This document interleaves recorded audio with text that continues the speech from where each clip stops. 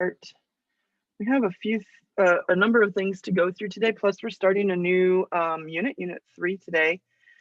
So I want to get this recorded, and I also want to, for the people who aren't here, and I also want to make sure we have enough time to fit everything in so that we're good to go with the beginning of Paradise Lost on Thursday. You can see that I have put in as my background today an image, which is a painting. Obviously, they didn't have photographs in the 17th century, but today we'll be starting with the 17th century and into the 18th century after spring break. And you could see that they're depicting the Thames River here that goes through London. This is London. And one of the things I'm going to talk about today is how London was bustling and growing at sort of an exponential rate at this time. And you can see on the London Bridge, which is right here going across, my finger sort of disappears when I go like that and closer. You can see that they built up even on the bridges, and there's these, 3-4 story structures that were shops and homes and businesses and all kinds of offices and things like that right on the bridge because they were running out of space. Unfortunately, the London Bridge burned down. All these structures caught on fire, and it burned down in 1666. I don't know why I'm laughing. That's not funny. And it was a huge tragedy in London at the time. And now if you go to London, they didn't build back on the bridges. They decided that wasn't such a good idea. But the old song, the song that you sing, London Bridge is falling down, falling down, falling down, that's from that event, because the fire caused the structure to be compromised and, sort of crumbled and all that stuff. So that little song that we sing when we're kids, it's funny how the songs we sing when we're kids are historical references. Same thing with Ring Around the Rosie. That's a reference to the plague because it describes the sores that appeared on the body. Didn't know that when you were little, did you? The more you know. Anyway, so that's just describing my background there. I want to draw your attention to a couple of things before we start with today's unit. And I'm going to get to Blackboard, so hopefully you can go ahead and log in there.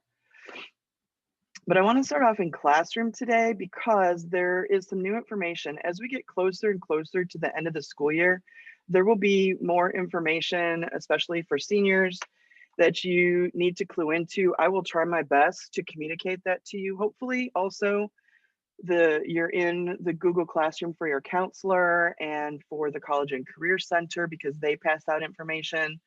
But scholarships are a big thing this semester. If you're not working on scholarships, seniors, you really should be. I have my seniors that are in my independent studies class doing 5 to 8 scholarships per 6 weeks, and I think that's on the low side. So we talked about scholarships before, and I did make a playlist of videos.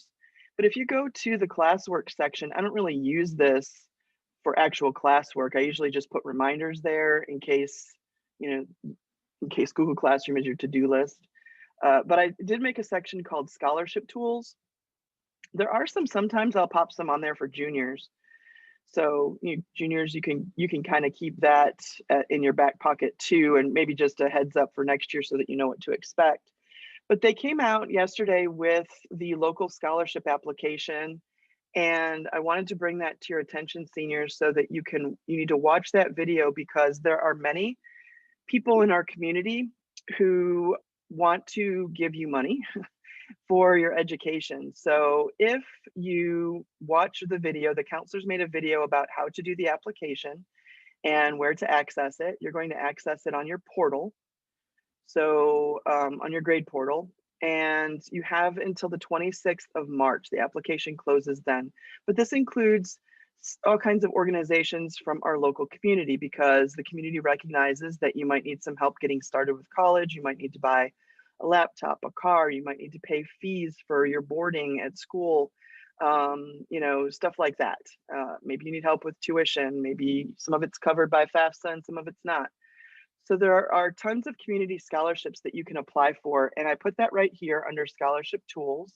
And there's a short video right here that you can watch, and Miss Bolich from the counseling department will go through and explain to you how to do the application. It opens today, so until the 26th. And that video explains how you can do that scholarship. If you run into trouble, you can email me or email Miss Bolich. Her email comes out at the end of the video, and we'll be glad to help you. It's kind of like Apply Texas that we did in the fall, in that you'll do one application and you can apply for multiple scholarships within that application. So it kind of helps you out time-wise. Instead of writing, 15 different essays or, changing them up, you just do one and then you upload it and it does the whole thing. So I just wanted to point out that that's there. You should watch that video and get going on those scholarships, because there will be a number of students that are also applying for them. And, application doesn't mean you're going to get the scholarship. So you'll want to give that some good scrutiny. There's also another experience. I didn't put it on here, and I meant to, but I will put it up later. It's not a scholarship exactly. Let me go to, I was talking about it yesterday in my independent studies class, and I just wanted to share it with you too real quick, because one of my former students, Juanita Maldonado, this is her, she graduated from East, I want to say 2015, 2014, somewhere in there. She has been doing a lot of work to give back to our community, and she also competes in pageants. She's won many international pageant titles and all that stuff. She graduated from UT RGV with a degree in journalism, and she does content for a lot of different news stations and outlets, including WISD here in the Valley. But what I wanted to talk about is this one opportunity that probably the girls will appreciate more than the guys, but she has a nonprofit called Empowering Mindsets. And this is the way that she's working to give back to the community. She does many different activities and many different projects, but the one that she's doing that would appeal to you, she contacted me last week and asked me if I wouldn't please let the senior girls know that she's offering this contest that's called the Prom Experience. Knowing that COVID has changed the way that we're doing school, she wanted to make sure that some students had the prom experience. I don't really know what we're doing for prom. I haven't heard. I don't know if we're having one. Anyway, so she has set up this contest where senior girls can apply, and the prom experience is basically, you get a makeover. You get, what is it down here? Hair and makeup for a photo shoot. You get the photo shoot, and they're going to give you the dress to keep. So she wants to kind of, I don't know, maybe give some people something more to look forward to in this season where we're getting ready to graduate and all of those things. And so there's a contest for that. There's an essay about why you should be the recipient of the prom experience, and there's an email where you send that in order to apply. So I just thought I would bring that to your attention. She was contacting me, and she said she really wants someone, some students from East to apply, because she thinks it'd be great if some of the winners are from East. So I just thought that I would present that to you. So if you're tired of your pajama bottoms and your no makeup look, and you want to do a little makeover type thing, she's offering that. It's free. If you win, then you're just the winner of that experience. So I just wanted to present that to you. I will I'll put it on the Google Classroom a little bit later. I just forgot to do it for this morning, and I'll also tweet it, so you can grab a copy of this if you wanted to. But here's the email in case you're interested. I don't think there's an application. I think it's just when you send the essay to that email, empoweringmindsets@outlook.com, I think that's the application. Anyway, I'm really proud of her.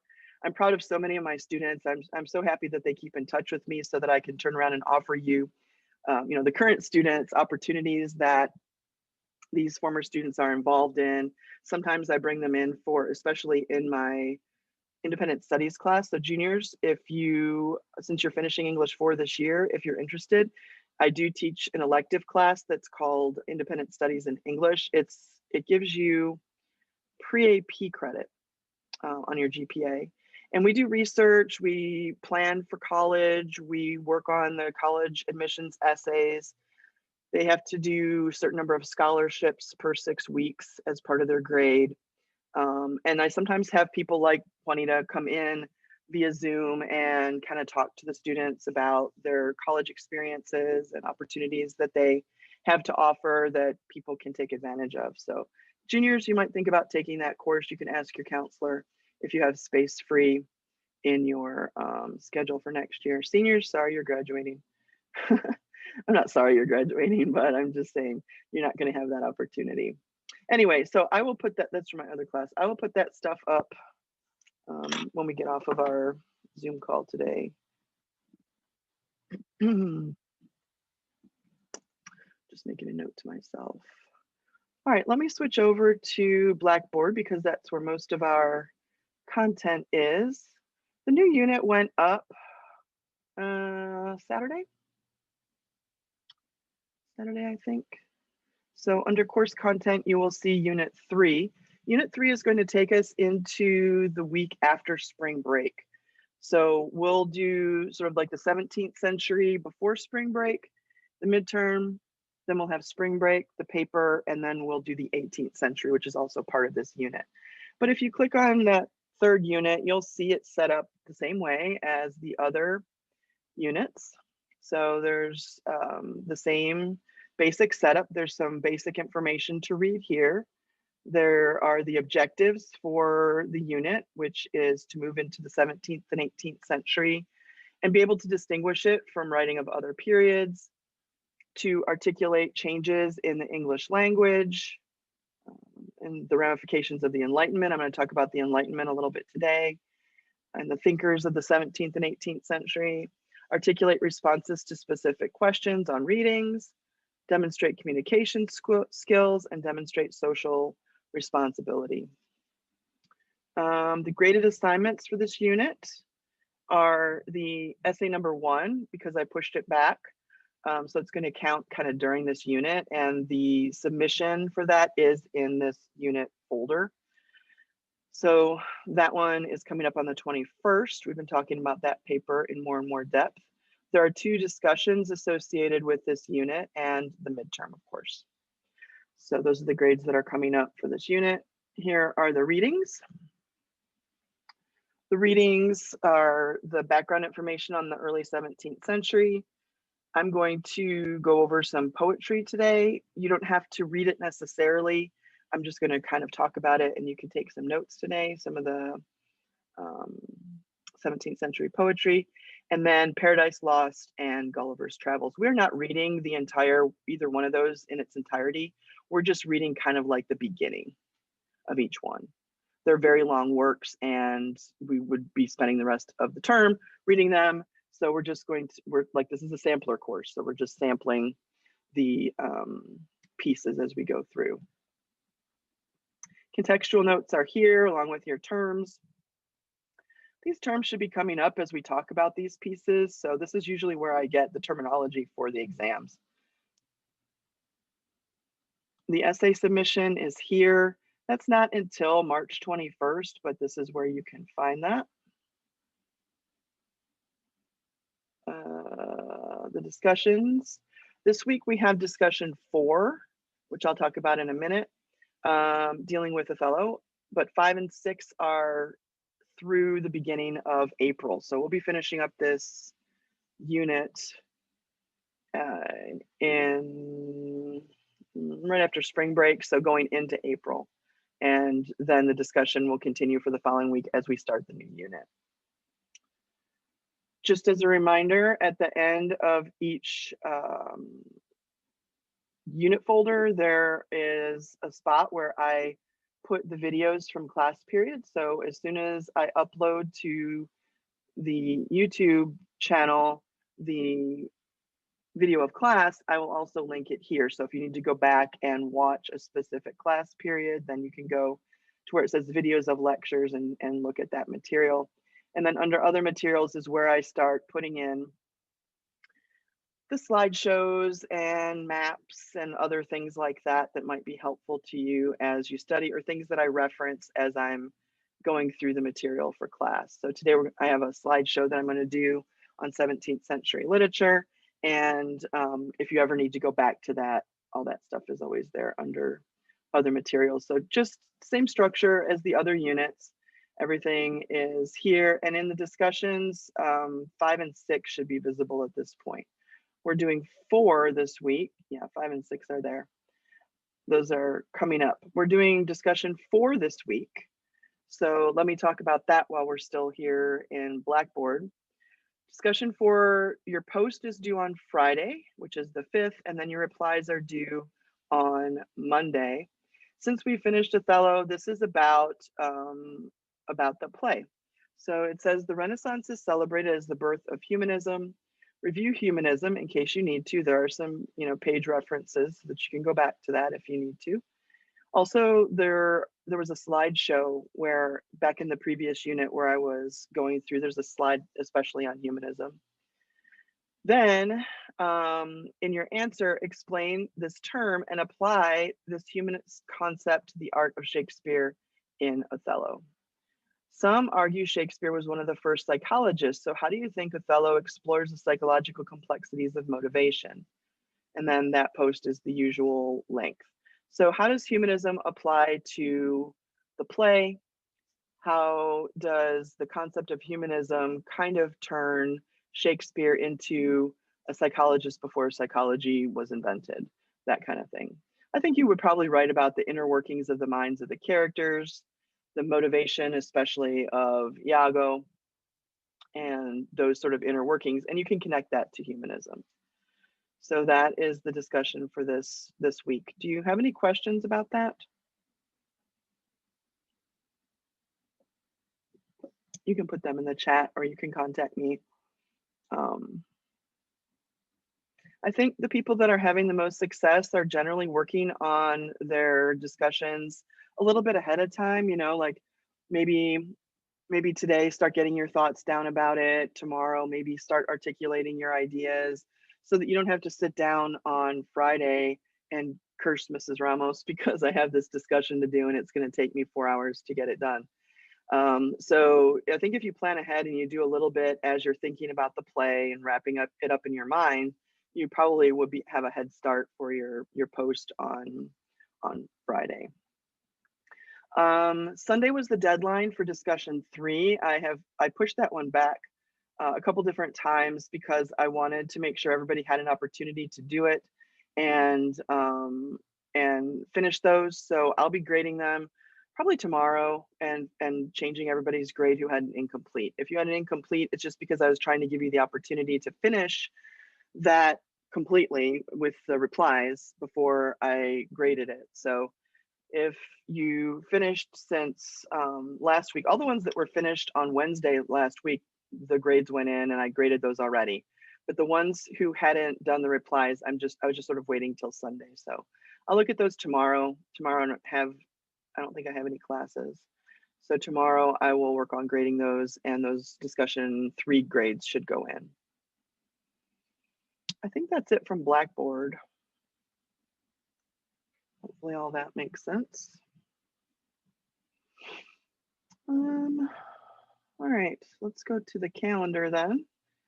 Today's March 2nd, so today we're going to talk about the Restoration and the 18th century is what this chapter in the textbook is technically called.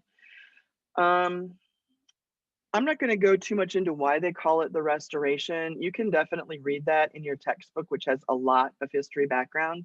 Here are the pages, 2136 to 2161. If you want to go back and really delve into the monarchy and the situation. But suffice it to say that toward the middle of the 17th century, there was, after Queen Elizabeth died, there was some confusion about who should ascend to the throne after she passed away. There were some arguments about that, and there were some debates, and the king that was installed, James, had some issues, and there was a revolution, and so he was displaced.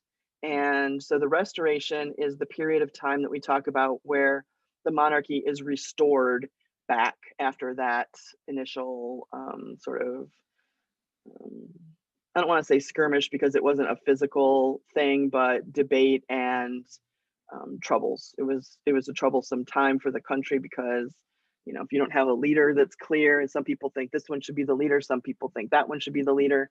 The restoration kind of brought everybody back again to okay, we can live with this now. The monarchy is back the way it's supposed to be. So that's what they mean by the restoration.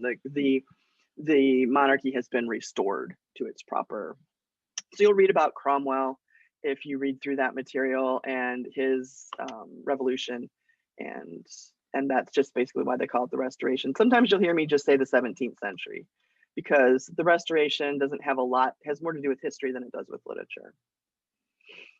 All right, I have a slideshow that I'm going to go through. It's the same one that you can find over in the Blackboard that I was just demonstrating. If you want, I don't know if you want to follow along, but if you need to go back to it for reference, it's this one under other materials. So this material is on the midterm. The midterm covers through the 17th century, and then the final will start with the 18th century through modern times as we continue with the rest of the term. So there are some notes from the textbook that I want to present to you just briefly. Elizabeth I, when we call the Elizabethan period, the time when Shakespeare was writing in the Renaissance, she died in 1603, and that ended what we call the Elizabethan era at the beginning of the 17th century. And so there's this new British monarch, as I sort of presented earlier, James, and so we call that the Jacobean era. James I. We sometimes split the 17th century into the early 17th century and the later 17th century because there's a big difference in literature between those periods. So when we talk about the early 17th century, we're kind of talking about that time from when Elizabeth died until about 1660. We call that the early 17th century, but I think I'm just going to be mainly the notes are grouping things into just the 17th century. So the early 17th century, it's important, and one of the terms that is crucial for you to know for the midterm is the topic of the age of enlightenment, and sometimes it's called the age of reason, because this is the time period when there were several important advances in science and medicine and the knowledge of the world, if we put it that way. Prior to the 17th century, there was civilization. I mean, there's cities, there are towns, there's monetary systems, people can read and all of that stuff, but the understanding of the big world is very limited. Understanding how the body works, the microscopic world, didn't happen before the 17th century. Understanding the big world, like the space and the fact that how planets work, all of that stuff was unknown prior to the 17th century. And so we call this the age of enlightenment when there started to be advances in our understanding of these worlds. And if you think about it, if you go through your life as a youngster and maybe even partially as an adult thinking that the world is ordered in a certain way, and then you find out that you're on a planet and your planet is part of a bigger system because the telescope is invented, and everybody goes, oh wow, there's a wider world out there, look what we can see with this telescope, we can see the big picture or a bigger picture. That kind of changes your position in the universe, where you might think that you or your town is pretty much it. Now we have exploration. This is where we start to have explorers going out into the world and finding new locations and claiming them for Britain and expansion. So the little world is also something that comes into play because the microscope is also invented during this time. So people started to understand that there's a microscopic world that they didn't know existed before. They didn't know about things that you couldn't see. So just imagine how that would change your mindset if all of a sudden, not all of a sudden, but over, the knowledge comes into play that there's a bigger world and a smaller world that we never saw before. And so we call this the Age of Enlightenment, and this sparks all kinds of scientific discovery. And it's true, over time, since the 17th century, our tools have just been getting better and better and better. But maybe there's a tool that hasn't been invented yet that would help us understand and open up a whole new world that we don't even know about. That's sort of the exciting thing about exploration. And so, we can see better and better with more advanced telescopes over time. Here, as we're sitting here in 2021, they just landed the third rover on Mars, right? More sophisticated technology. But what about 500 years from now, right? They're going to look back and say, oh, okay, yeah, that's great, but it's the equivalent of these people just getting the telescope for the first time. So they call that the Age of Enlightenment. And this affected literature, not because of the scientific studies per se, not because of the telescope or because of the microscope or scientific discovery, but because of the thought process that changed the way people thought about the world. And this is an expansion of humanism from the previous time period. So humanism was the power of the human to define their own fate and make their own choices um, and opportunities. And as the Age of Enlightenment comes along, it just sort of kind of continues that idea, because now there's the scientific power of seeing things. Humans invented these things, telescopes and microscopes, through humanism and through the idea that humans can have this sort of knowledge. And even if you don't invent those things, you can learn about them. So this continued an intellectual power from humanism and just expanded it. An example of that is the Ptolemaic universe. I don't know if you guys study that in history or not, but the Ptolemaic universe is the idea that the Earth is the middle of the universe, and the sun and all the other planets revolve around the Earth. We know that that's not true because we had the telescope, and so that concept that had been present for hundreds of years got smashed to bits as soon as there was a telescope and scientists could figure out that that is not the way that the heavens are ordained. And instead, the sun is the center and the earth is traveling around it. Does that affect your daily life if you're a farmer? Probably not. If you are a writer, you can start to imagine how that changes a shift in the world. Guess what? Human beings on planet Earth aren't the center of the universe. We're not everything. So the idea that things aren't as you always thought they were is an unsettling feeling for people sometimes. And so there's this move away from the Ptolemaic universe as these tools start to come online. So I already mentioned this, but you can maybe make a note. These new discoveries made people rethink their place in the world. And so the poetry changes in the 17th century to contemplate these things and the position of the human being in all of it. If you start looking at pictures, from NASA, you can start to feel like a speck or like a microscopic part of a speck in the order of the universe. And that kind of changes your perspective on your life and on your place in the world and so on. And that's the realm of the poet. The Great Chain of Being is another term that it's important to know from this time period. I would say those two are the most important, the Age of Enlightenment and the Great Chain of Being. And I'm going to explain that because hierarchies are important in literature, and especially as we go into Paradise Lost. Paradise Lost has its own hierarchy that gets explained. So let me talk about the great chain of being. This image that's on here, I tried to find a clearer image and I just couldn't. It's from this really old text called the Rhetorica Christiana. And so what it is an ordering of sort of like most important to least important things.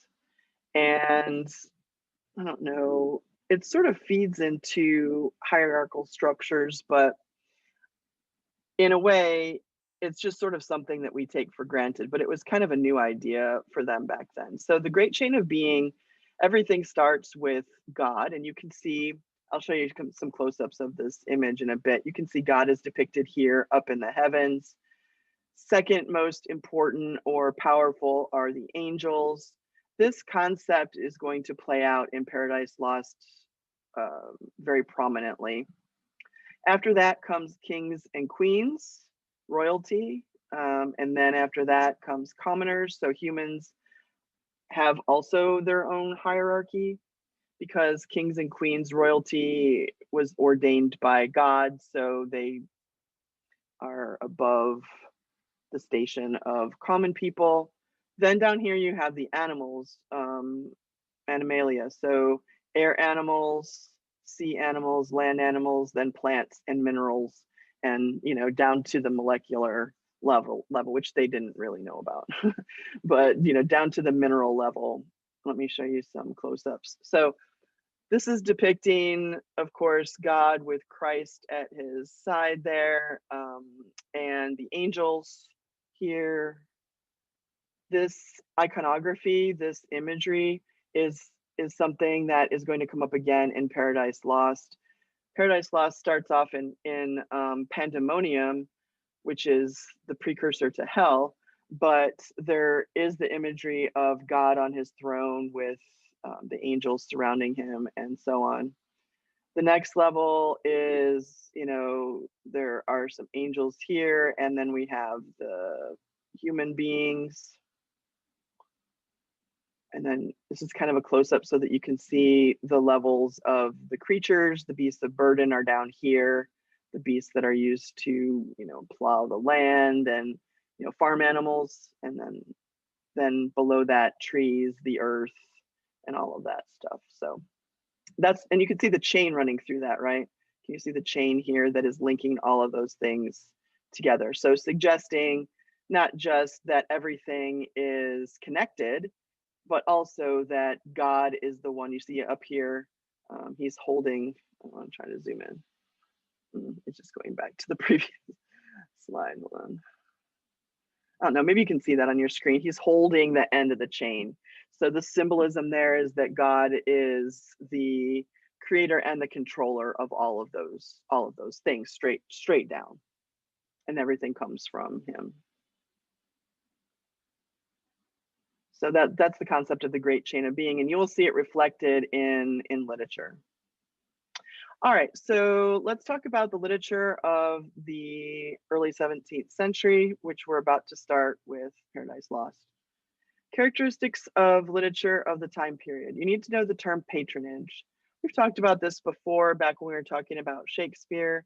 The idea that an aristocrat can support an artist or a writer, and then they're free to create. And sometimes they write things for that person, but mainly, I'm wealthy, I have so much money, I don't know what to do with it. Let me just let this poor poet live in existence. I'll give him some, like a salary, and that way I'm benefiting humanity or this artist, and so on and so forth. Maybe he's going to paint a portrait of my family, but I'm also going to pay him to his living expenses so that he can continue to create. Printing presses were invented in the 15th century, but they're becoming more widely used. So that means that there's a little more proliferation of literature. It's a little more available to people who can read. There's still a huge population of people that are illiterate, but it's coming along, and the more written material is available, the more possibility there is for more people to become literate. Acting companies are also restricted at this point.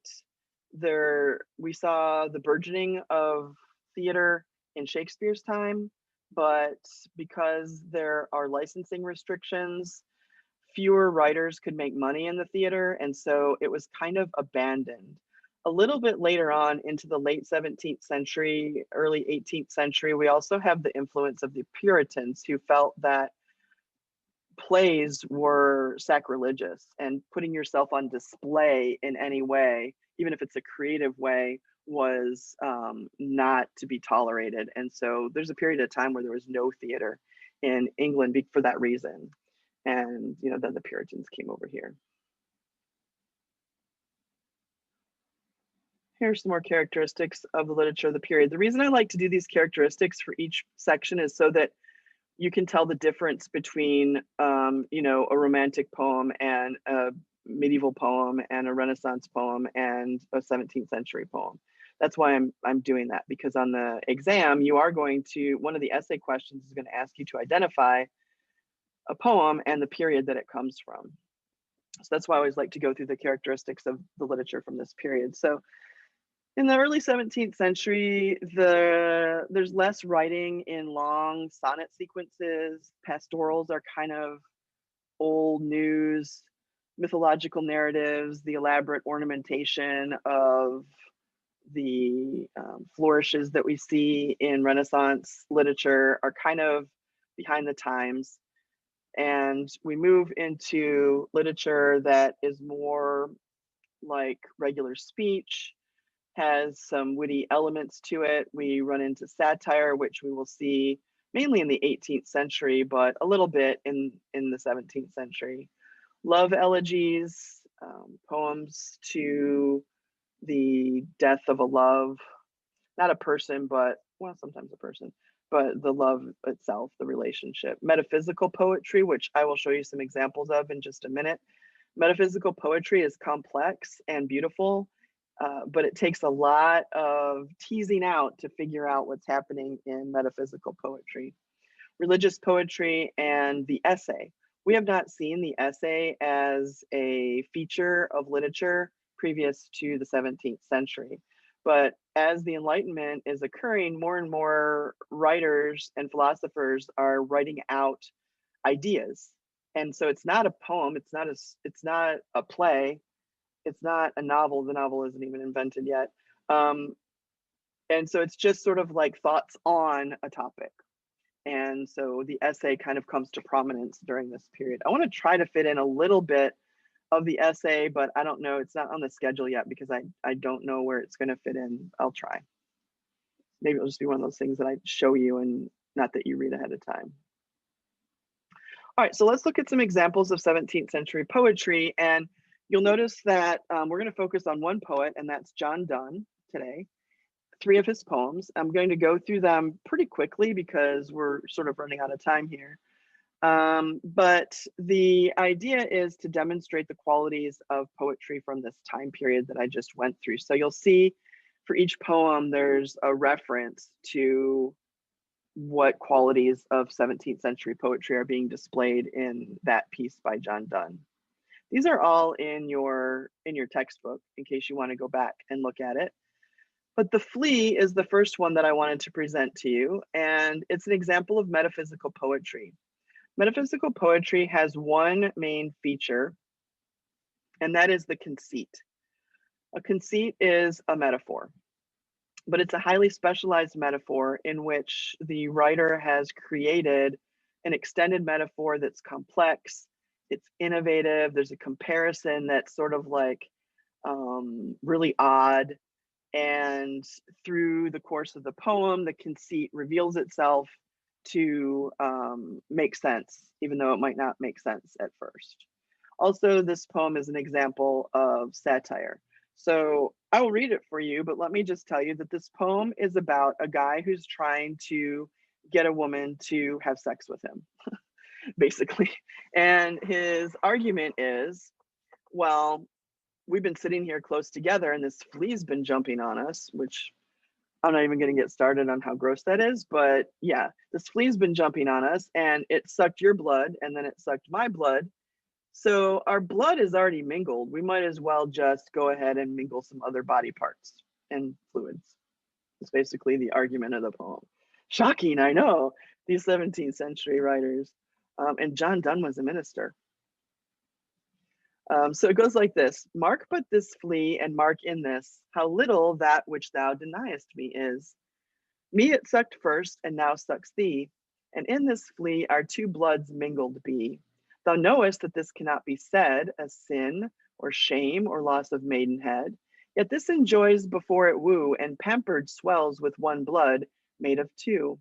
And this, alas, is more than we would do. In other words, nobody's making a big deal over a flea biting two people, so nobody's going to make a big deal over two people getting it on. Oh, stay, 3 lives in one flea spare, because she moves to kill it, right? Like her answer is, well, let me just stamp out that, just let me get that bug. He says, oh, stay, like don't do that. 3 lives in one flea spare. The 3 lives are his blood, her blood, and the flea. Where we almost, nay more than married are, this flea is you and I, and this our marriage bed and marriage temple is, this is the flea. Though parents grudge and you, we are met and cloistered in these living walls of jet. Though use make you apt to kill me, let not to that self-murder added be, and sacrilege 3 sins in killing 3. So he just continues his argument of how they're already practically married. I mean, when you get married, the two become one, and we're already one in this flea. So no problem. Cruel and sudden, she kills it. Cruel and sudden hast thou since purpled thy nail in blood of innocence. Wherein could this flea guilty be, except in that drop which it sucked from thee? Yet thou triumphst and sayest that thou find'st not thyself nor me the weaker now. 'Tis true, then learn how false fears be. Just so much honor when thou yieldest to me will waste as this flea's death took life from thee. So it's kind of a fun poem in that the topic is not really serious. It's about, sexual intercourse and the negotiations that this speaker is trying to get across. But we have a conceit, right? The reason this is metaphysical poetry is because there's this conceit that's comparing marriage to a flea and the blood that's mingled in a flea. And you see how weird and innovative that comparison is, and that's a conceit. That conceit is carried through the whole poem. The flea as a representation of, marriage and closeness and all of that. A valediction forbidding mourning is another poem, and this one is another example of metaphysical poetry, but this one is a love elegy. I would like to spend a long time on this poem because it's a favorite. It's a beautiful poem, and the more you work on it, the more you realize just the complexities. But there is another conceit here. A valediction forbidding mourning is a very famous poem. A valediction is a goodbye. Valediction means to say goodbye. That's why the valedictorian at graduation is the one whose speech is supposed to be a farewell. The valedictorian is a farewell, and the salutatorian is a hello. That's why the salutatorian goes first, greets everybody. The valedictorian gives the valediction, and they're saying goodbye to everybody for the class. So valediction is a goodbye, but you can tell from the title here in John Donne's poem, he says a valediction forbidding mourning. In other words, I'm saying goodbye, but don't cry. That's a really sad rhyme.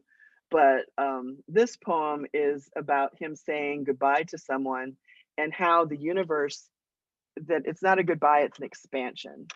And if we're still in the same universe, then we're still together. It's just our realm is expanding, like gold, he says, that gets, like when you beat out gold to be thin for jewelry, our distance is spaced, but it's still the same piece of gold.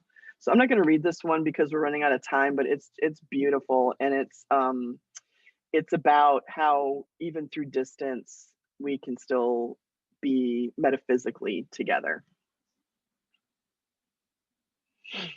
Holy Sonnet 10 is the third and final poem that I want to use to represent the poetry of the 17th century.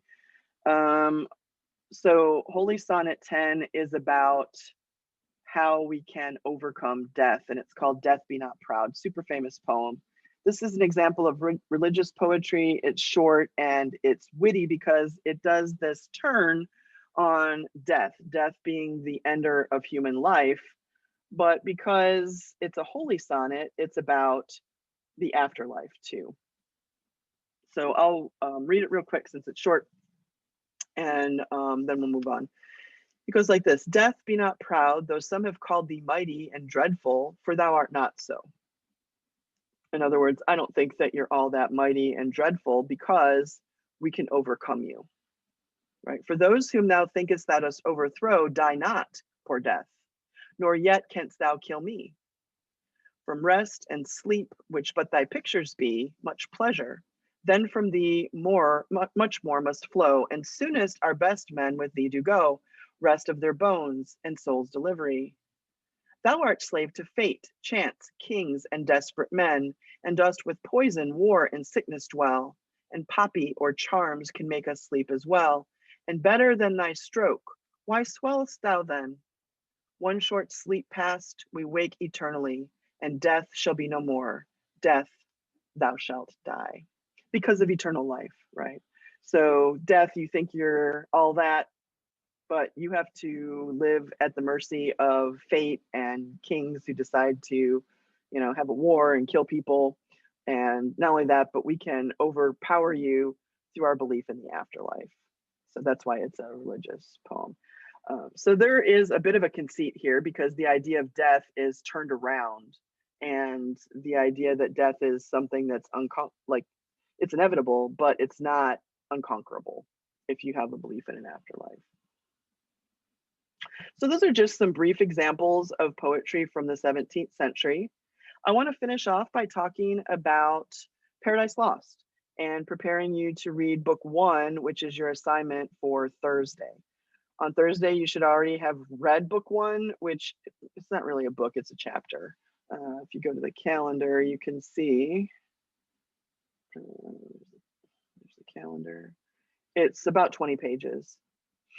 So I just want to give you some background on that. There's a little bit that you'll read before you start reading Paradise Lost. There's a little bit of reading, a little bit that background on there.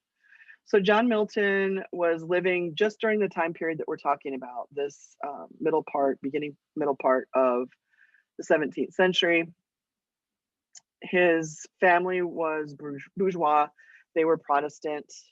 He's got really great hair, as you can see. And when he was young, he predicted he would write the great English epic, which he did. He wrote Paradise Lost. He was dedicated. This is just a summary of what you'll read before the text. He was very dedicated and read, and you can tell when you read Paradise Lost, there are a lot of footnotes. And it's important to pay attention to those footnotes. And when you see the number in the text, you have to go down and read, because John Milton was so well read that he's incorporating a lot of other material and a lot of other works into what he is writing in Paradise Lost. So you're going to be lost if you don't read the footnotes to understand at least what he's referring to as he's writing the text. He did have some hardship in his life, and that's always something that we consider sort of a staple with poets and writers in general. All right, so Paradise Lost is about the fall of man. It's about how the fall of man came from the fall of Satan. And Paradise, we're only going to read the first 2 books, which is just after the war between the archangels and Satan's minions. And so it starts at that point, published in 1667. And it's in the ancient style. In media res is the term. I think I've talked about that before when we were doing Oedipus. So it starts in the middle of things. The war has just ended and God has expelled Lucifer and the other angels that decided to revolt against him. And you can see an image of it over there on the side. And they are punished and sent down to Earth, which is sort of unformed at this time. It's pre-Adam and Eve. And so there is this sense that there's sort of all these fallen angels are just sort of waking up and trying to figure out, what's going on. And so you'll see that in book one. There's the invocation of the muse, which is an ancient tradition where the writer calls on the forces of creativity to help them write the piece. And you'll see that a couple different places in Paradise Lost, and epic similes describing. There's a lot of description of the place where the fallen angels land. And eventually they turn it into a place called Pandemonium and eventually Hell. So there's a description of all of that. There are two main plots that you'll want to pay attention to. The first one, and well, I've already talked about it, Lucifer or Satan's fall. Lucifer is his angel name, and Satan is the name that he takes when he decides to sort of head up hell. And the fall of man, which happens later in Paradise Lost. The idea is that Satan is so upset at his expulsion from heaven that he goes and corrupts God's creation of Adam and Eve. And so then you get the whole Garden of Eden with the snake. And so Paradise Lost is about how Satan gets back at God by corrupting that creation. Satan's in the snake and all of that sort of stuff. Milton imagines the dialogues. Okay, so Milton is in the text, you'll notice, and he imagines what the dialogues would have been among these fallen angels, and how they want to get their revenge. They discuss whether they want to get their revenge, and so there's a lot of discussion amongst the characters at the beginning. I need to speed it up here. Footnotes are important, I already said. Here are some main characters. There are many other characters in the text, but these are the main ones that you should make sure that you are familiar with. And you'll also need to read the argument, which is before, it's at the very beginning of book one. And when they say argument, they don't mean, just a little background, they don't mean that it's an argument like a debate. They mean that it's just, here's the subject that this piece is going to be about. So there's a little section in the text that leads into book one that explains sort of like the background and the argument. It's pretty much time to go, and that's the end of my PowerPoint there. I do want to point out that there is a study guide for Paradise Lost, and I did this one a little differently. What I did this time to help you as you are reading is I created the study guide to be sort of a summary. There are sections in book one, and I highlighted or made bold the names of the characters that you need to kind of keep tabs on. And so I summarized here the different parts of the text. And there's a spot here for you to put in the lines and page numbers in the textbook where that begins and ends. So you can go back and find it later if you need to refer to it. And then also some keywords and events from the passage that you can note over here. So here's like more of a note-taking kind of study guide that you can use, and we will talk about it and book one on Thursday. I know I went over a little bit. Are there any questions? That was a lot. I appreciate you for hanging in there with me, and I will see you on Thursday for book one. If you have any questions, you can stick around afterwards, and I'll be glad to answer them for you. Bye.